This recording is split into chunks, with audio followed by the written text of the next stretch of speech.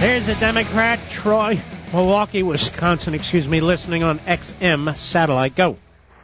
Hey, Mark. I was actually just calling up. I just wanted to disagree with you about a couple points about your last rant. I wanted to point out. You don't think Bill Maher is a teabagger? That Bill Maher is, well, some of the things that you said during the Bill Maher is the teabagger rant. First off, I honestly think that the founding fathers would not approve of the way the teabaggers are conducting themselves. But all. Sir, you know what? Hold on now. You sound like a teabagger to me. Are you a teabagger? If you want to label me as a teabagger, then sure. Well, you just labeled all those Tea Party activists as teabaggers. They label themselves as a teabagger. No, they don't label themselves as teabaggers.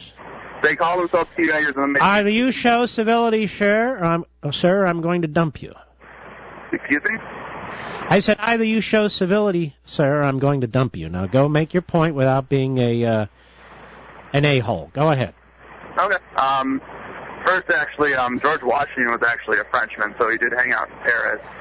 George Washington was a Frenchman who hung out in Paris. I believe I said Jefferson, Franklin, and some of the others hung out in Paris. Most of them didn't. They were colonists. They were farmers and merchants. And so what? I also said. Okay. What does that have to do with anything? So what? I don't hang out in Paris. Do you? I have never hung out in Paris. All right. So what's the point? Well, the point. Now let's hold on to this guy. His genius is overwhelming. We'll be right back. Going back to Troy, a Democrat in Milwaukee on XM satellite. Go ahead, Troy. Hey, Mark. The other 2 points I just wanted to make were... First of all, your first one was absolutely fascinating. Thank you. Really? That George Washington was French. No, I was just saying just because, it was a little inaccurate to say that. And I didn't say anything that was inaccurate. I didn't even mention George Washington. Oh, I know. That's all right, go ahead, pal. Okay. The second point, I believe that you alluded to something, or at least you said that every one of the founding fathers had a religion to worship, and there were countless quotes from Benjamin Franklin that... Every one of the founding fathers, sir, let me explain something to you. Benjamin Franklin was a deist. Benjamin Franklin believed in God. I have quotes up the wazoo. More than that, I have writings from Benjamin Franklin.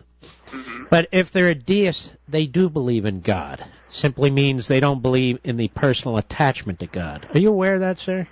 Yeah, in fact, I am a deist. Well, maybe you should hang out in Paris. You could learn a little bit more. Go ahead, your third point. Do you believe in God, sir, as a deist? Yes. Okay, they were deists. So you're wrong again. Third point. Okay, sure. The last point, really, it's not really a point, it's mainly a question for you. I just don't understand how you think the Republic of Plato was a bad book. Well, tell me why it's a good book. Because it's mainly based off of logic and reason. No, it's not. The Greek community was... Sir, you haven't read the Republic, have you? I have studied it for 6 semesters. In fact, I just did a dissertation on it. So what about eugenics? You think that's a cool idea? Eugenics? Yeah.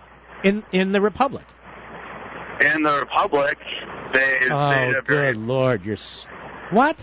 Well, you're interrupting me throughout this, Mark. I can't get a word in. All right. Give the guy 20 seconds. I said, what about eugenics? Go ahead. Eugenics, again, it's one of the faults in the Republic of Plato, but at the same time, it's honestly, Mark, if you want to point out eugenics as being the one fault, that's great. That's fantastic. So there's not only one fault, there's 1,000 faults with it. Have you ever read Karl Popper? Name them. Have you ever read Karl Popper? I have not read Karl Popper. Well, then you haven't read the Republic either. You're full of crap. Thank you for your call. There we go. Let me tell you a little bit about the Republic. There is a debate that's gone on since Aristotle. Aristotle was one of Plato's pupils, obviously one of the great ones, who was extremely critical of the Republic. And the debate is whether the Republic was fiction. That is, whether Plato wrote it to criticize the society he lived in, or whether he wrote it because he believed it was, in fact, the best model for organizing society. And at the end he says, basically, this could never happen. But that debate goes on. Guys like Leo Strauss felt, and geniuses, felt that it was more than likely fiction and exercise. And others, like Karl Popper, who I'm a huge fan of, he said no, that this was his intent. And Aristotle thought that Plato meant what he wrote. All that aside, you just heard this liberal lie through his teeth. Not only does the Republic have eugenics, the elimination of private property rights, the phrase philosopher kings comes out of the Republic. There are basically three, there's more, but basically three types of citizenry that's set up in this Republic. One are the drones, the worker bees. And in the Republic, Plato has the ruling class deciding how they marry. They marry only within their own class. And the families are split up. That is, the families are split up so the children view the state as their parents. Now, I can go on and on and on about this, but I've given you a little taste of it, right? So there's absolutely no way that this republic is something that we in any way would want to adopt in this society, period. And yet a liberal like that either hasn't read it and calls his program and wants to sound like he has. He did a treatise on it, he said. Does it sound that way to you? Or he read it and he believes it, which is worse, which is absolutely disastrous. In fact, the vast majority of people, the worker bees who are supposed to treat the state as their family, they are prohibited from learning or exercising reason. Sounds familiar, doesn't it?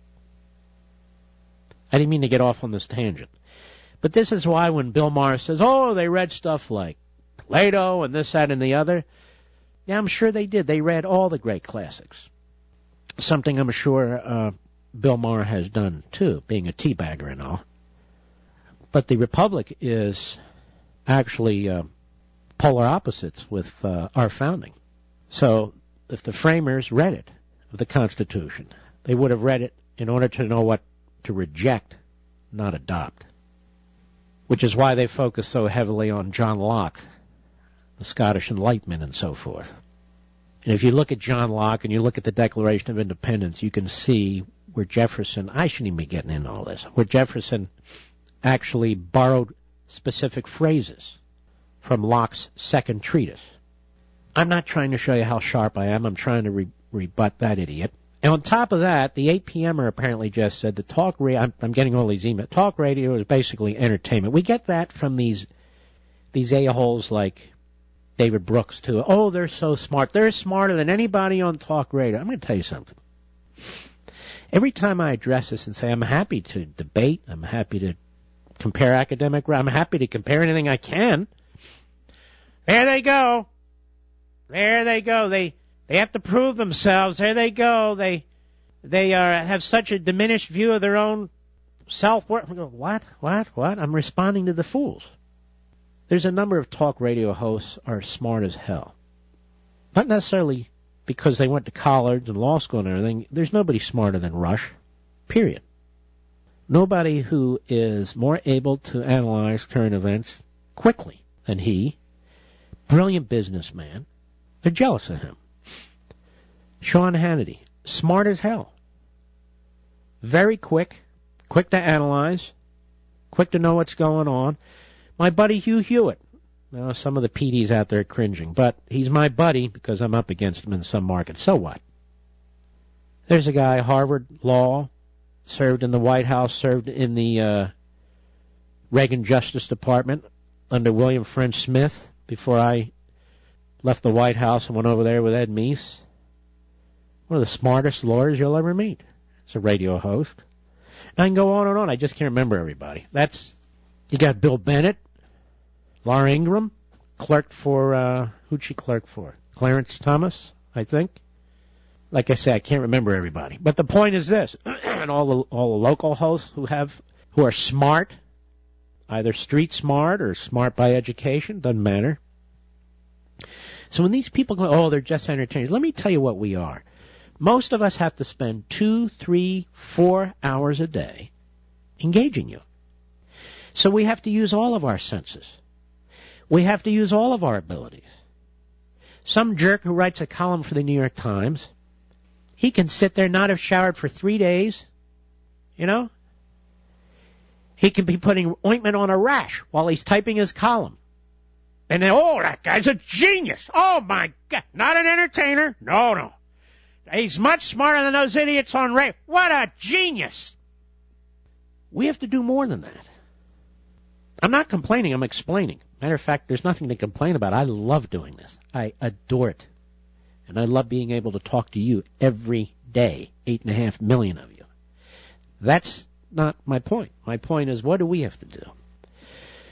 We have to have background knowledge in the major fields, history and economics and philosophy and politics and so forth.